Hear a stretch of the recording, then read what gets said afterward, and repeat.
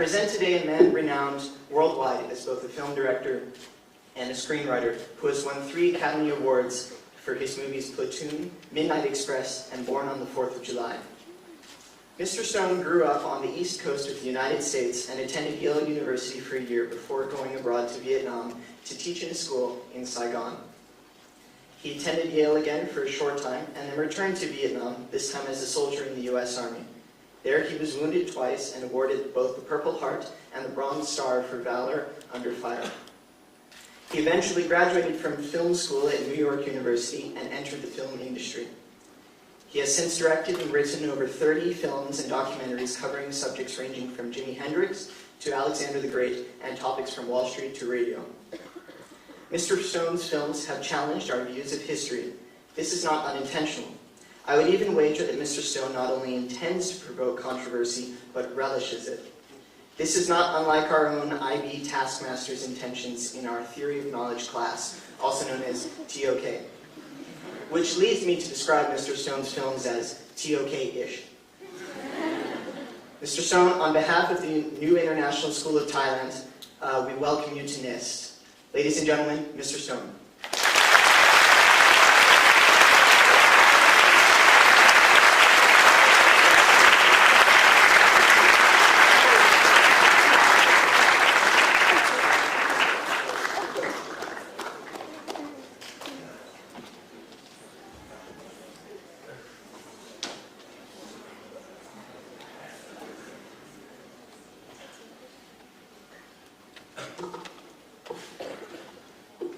Thank you, Nicholas, and thank you for having me here today.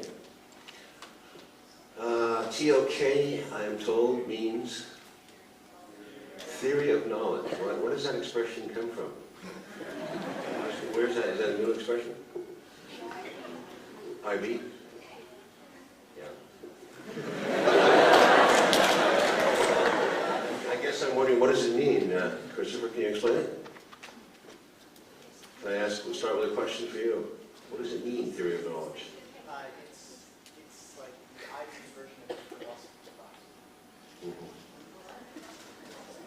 Well, I'm a believer in knowing what you know. I'm trying to figure that out. That's what experience is. Say again? That's it. Oh, really? What you know, I'm not sure. But that's not a theory. That's knowledge. That's experience. That's...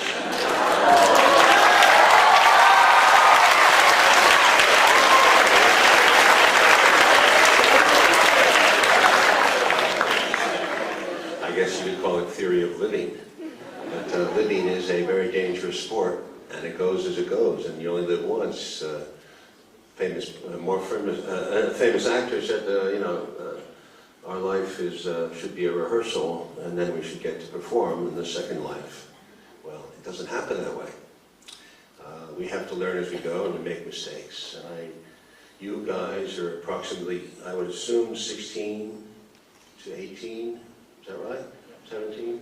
Is that right? Am I right? And it's really fun to talk to you because I remember being 16, 17, and 18. These are very vivid experiences in my life, very vivid, and they stood out, and they stay with me today. These are perhaps the most formative years. And as you go along, you find that your memory will recede, and you'll forget a lot of these things. And then, of course, later in your life, you might find that they come back. And that roommate you were cruel to, or that day you cheated in class, or you stole something, or you did something bad to your mom or your dad or your sister is going to come back. And you forgot about it for 30, 40 years, and then boom, it's there, right in front of you. And that's a wonderful thing to happen. It means you're alive. It means you have a memory. It means you have a conscience. Consciousness is the highest sum cum laude of education is consciousness. You will forget, as I did, most of the things you will learn in school. I can't recite a lot of the stuff they made me learn by memory. I don't even know much about trigonometry or algebra or calculus anymore. But you do remember the experiences, the authentic stuff that happens to you, and the stuff that sears your soul. And that probably is often the most embarrassing moments in high school. It's the way it is, you know. the day you got you won the game or you got the prize in education and everyone applauded is wonderful and it means something, but believe me, you'll probably remember the time that you sweated and when you asked somebody your date for a date and she said no, or you had I don't want to get into more embarrassing things, but they happen constantly, or you broke out into pimples, or you were just unable to control yourself, and your bladder just splattered. Hey, these are the moments that define existence, and I think that they're hard to live with. We bury them, we deny them, as most people deny everything that is embarrassing to them, and I think that's really a shame, because I think that's really where that's the big moment, that's the squeeze. That's when you feel so tiny and small and embarrassed and little, and you're sweating and you're miserable, and you hate it. It's a dark hole that you're in. And I think that's a very valuable moment for you to remember. Because if you can deal with that embarrassment and you can remember it, you will begin the process of understanding yourself better, because you will see yourself probably more objectively than you think yourself. We all think ourselves, I do believe we all think ourselves better. Most of us do, not everyone. There are self-loathing, masochistic creatures everywhere in the world. But most of us do have a higher sense of ourselves. We think we're smarter, better looking, prettier than we really are. Most of us walk around, we see our face, but we don't see our back. And that's why we call it a two-backed beast. So life is perception, and it's looking in the mirror, but finding the right mirror and seeing that there's a 360-degree mirror. So I think, I came here today and I was told that I was going to address you for only an hour 15, and that you had questions. And I do think your questions are going to point up to me much more your interests, because you're in Thailand, and I'm just coming from Los Angeles, and where I've been for the last 2 months, and in New York before that. So my mind is not focused on your interests here in Thailand, and I don't know much about what's going on here. So we're going to come to that in a second, and I'm not going to I was going to talk about education and about the need to study history and what that means, and remembering things, and passing on a concept of a memory and a civilization, and keeping a thread, and the need to keep civilization in contact with memory, in contact with peace, because peace is the greatest virtue that I think that we can collectively agree upon. When we're at war, there is no collective. We're all fighting each other. So these are great traditions, but I thought, you're not going to remember a word of what I say if I say that. You're going to walk out of here and say, oh, that was that Nobel guy. He said that, blah, blah, blah, peace, peace, peace, build bridges, blah, blah, blah. That's really not stuff you're going to remember. It's probably boring to you. So I'm going to say one thing that you can learn in high school, that is probably the most important thing you can learn, and that is be kind. I think that's the hardest thing to learn, because my experience in high school, which was pretty tough, I went to a boarding school for 4 years, and it was all boys at that time. It was as cruel and tough an experience as I've ever had. It goes right up there with Vietnam, the Army, the Merchant Marine, and above all, the movie business, which is as tough and miserable a business as I've encountered, and jealousy and competition. But I look back to my days at high school, boarding school, and I remember the mercilessness of young men to each other.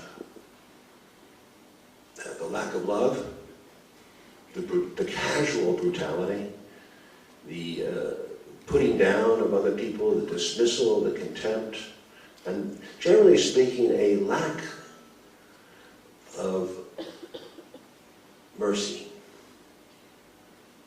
Some teachers had it, very few, but when we had that little drop of sunshine, those are the teachers, frankly, I remember, because they were kind. They gave me a little bit of sunshine outside this closed-in world, this castle we were in. It was in Pennsylvania. Doesn't matter where. So I think high school college is less so perhaps, but high school is a pretty tough place. And we have to remember that we are human beings, that we breathe, and that we need life, and we need hope, each and every one of us. The lesser talented, the ones who don't do as well in class, the ones who are not physically as gifted. These are the people that often suffer the most in school. And even those who do very well, such I did relatively well, but I was so tuned to war, to competition, to striving, to making myself better in order to deny my weakness, which was vulnerability, that I became so strong in some ways that I lost myself. I was too strong. I became a man of stone.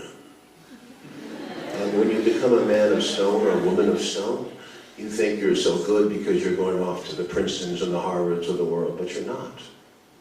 You've lost yourself. You've lost your soul, you've lost your heart. And that is the problem.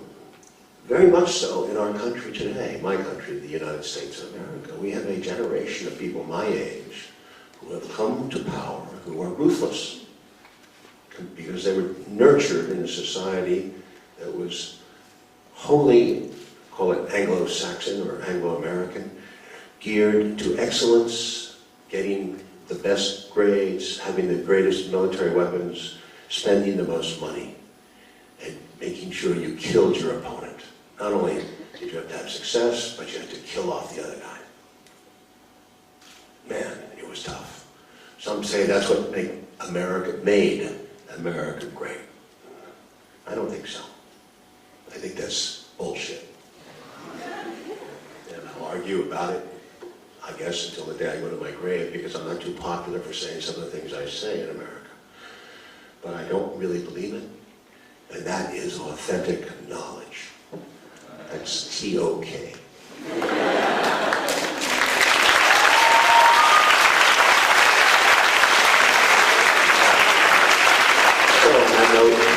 Thank you very much. Let's just open this up and fly wherever we go.